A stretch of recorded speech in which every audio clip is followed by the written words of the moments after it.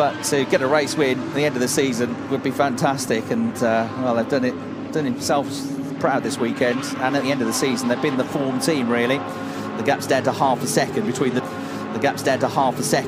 top two. Who's going to win this one? Big old gap to try and bridge now, isn't there, for the Corvette? The Ferrari of David Rigoni flashing his light, showing his nose, but ultimately failing to get past the orange and whites. Number 24 Audi of Mike David Ortman. Settling into a rhythm now. Robert Renau doing a very solid job. Very experienced Porsche racer, of course. Lots of experience in Porsche Super Cup and Porsche Carrera Cup Deutschland racing. Here's the battle for the lead of the race, though. Sheldon van der Linde shows his nose at the first time of asking. Almost outbreaks himself. Cuts across to the outside line. On the exit to the Spitzkurve. Gets good traction, though. And he's got a car which is handling very well here. Rolf Inniken trying to defend this lead. He had something like a 5.5 to 6 second lead when he picked up the car from Christian Engelhardt.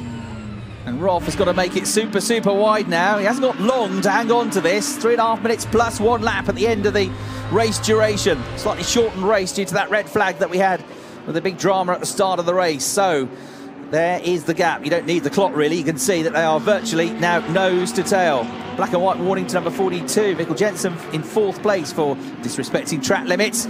Showing the nose is Sheldon van der Linde for the lead of the race. Just 3 minutes to go.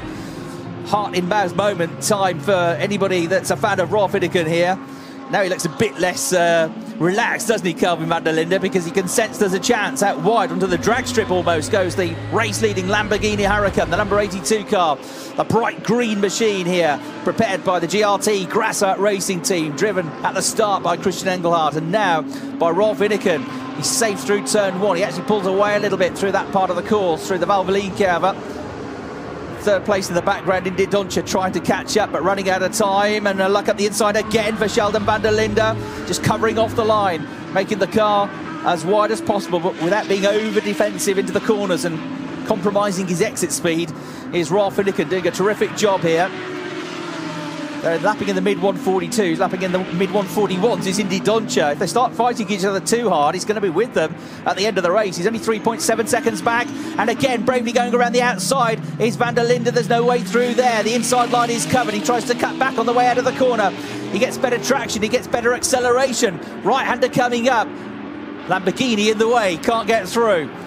How about the left-hander? Can he have a lunge under braking there? He's going to have a think about it. He's almost there. He's halfway alongside on the curbs and he goes through into the lead of the race with less than 2 minutes to go. A huge cheer from the team and from Kelvin van der Linde. Great move from Sheldon van der Linde to pick up the lead of the race. It might not be enough for the championship, but what a drive it has been from the van der Lindes. He gets a bit out of shape coming out of the turn on the curbs. Very, very sideways, but survives. Rolf Inniken has got to stay calm here because Indy Doncic not far behind now in the Mercedes. It was a determined move that Rolf gave him the room, was fair in the defence of the corner. Maybe gave him a bit too much room, but Sheldon was going for it, whether that Lamborghini turned in or not, wasn't it? He saw it too late, he couldn't cover the line in time, and he's down to 2nd place, Rolf Inniken. They've gone through. That was the reaction from the team. And we're into the final minute on the clock now, plus 1 lap to be added to the end of the time. So there are the top 3. We're now covered all 3 of them by just 2.7 seconds. And that is how it affects the championship. 1 point. That's the difference now. So from 111 points onto 136 points it would be for Sheldon and Kelvin van der Linde. Currently in 5th place, 10 points for Renau and Hamane. So if they drop 1 position to 6th place, they'll score 2 less points and they will lose the championship lead. So if 1 car overtakes that number 99 Porsche, the championship now goes the way of the van der Lindes. You need to be a maths genius to stay on top of this, but that is the situation now. It's going to be a very long lap and a half, this, for Robert Renau. He's had Timo Bernhard behind him for some time. I think he's probably less worried about him and probably more worried about that Corvette, which is looming large in the mirrors now. And he's absolutely going to go for it here. So now everybody at Lamplasts, at the Audi team with the van der Lindes, suddenly is going to be cheering on one of their championship rivals because they'll desperately want the Corvette to get ahead of the Porsche. The Corvette realistically can't win it now unless something major happens to its other 2 rivals. If the Corvette were to get ahead of that 99 Porsche, the Audi wins. One lap is all that remains though. Over the line comes Sheldon van der Linde. 1 point. It's all come down to 1 championship point. Racing at Oschersleben, Most, Red Bull Ring, Nürburgring, Zandvoort, Sachsenring, and here at Hockenheim, 6 months of racing. All these different race winners, 11 race winning teams, all these teams on the podium, and it comes down to 1 point. That's enough. That's enough for the title. Keep calm, Robert Renauer. It's all you need to do. Mathieu Hockenheimring can't breathe. He's starting to tear up there down on the pit lane, on the pit wall. Still safe in 5th place. Timo Bernhard in the Porsche. Not attacking. Can the Porsche help the Porsche out? The Corvette looks just that bit too far back, doesn't it? But still, don't make a single mistake, because if you run wide anywhere, you're going to be in strife.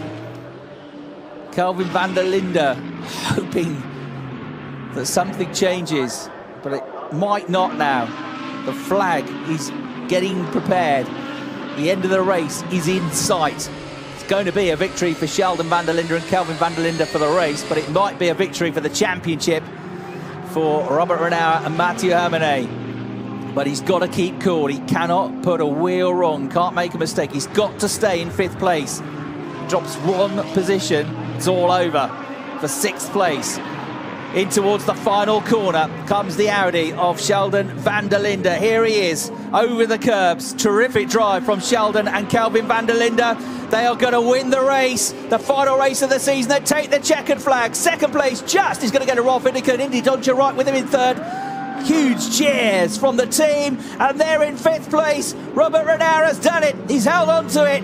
And the 99 Precott Herberth Porsche goes over the line, and they cheer as well. It's the best 5th place finish they've ever had, because it gives them the championship title for 2018.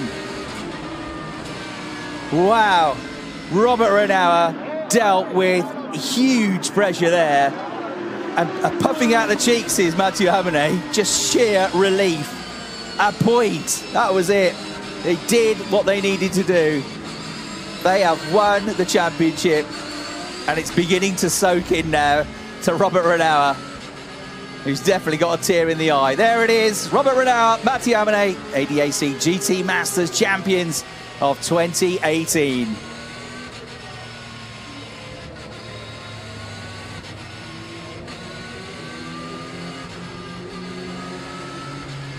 That's going to be some celebration when he gets out of that car in a couple of minutes' time. Unbelievable championship, this. ADAC GT Masters never disappoints. You've done it, he says. You have done it. Only just, but you've done it. Incredible. It's Tommy Preining, the foreground. He wrapped up the Porsche Carrera Cup Deutschland Championship this weekend. Been a good weekend for Porsche. I think that's an understatement. Dale Carvitz there. Well, they didn't win it this year. He's come close so many times, hasn't he? He has won the championship, of course, but he's come close a number of times, including last year, runner-up, and we missed a number of rounds. But Daniel Carvitz and Marvin Kirchhofer, they should be super proud as well, because what a storming drive they had from 27th to 7th place. They couldn't have done any more. It was qualifying that cost them in the end. And spare a thought for the wives and the girlfriends and the moms and the dads and the friends and the teams out to try and sit through all of that. A very stressful 60 minutes also for followers of those championship contenders.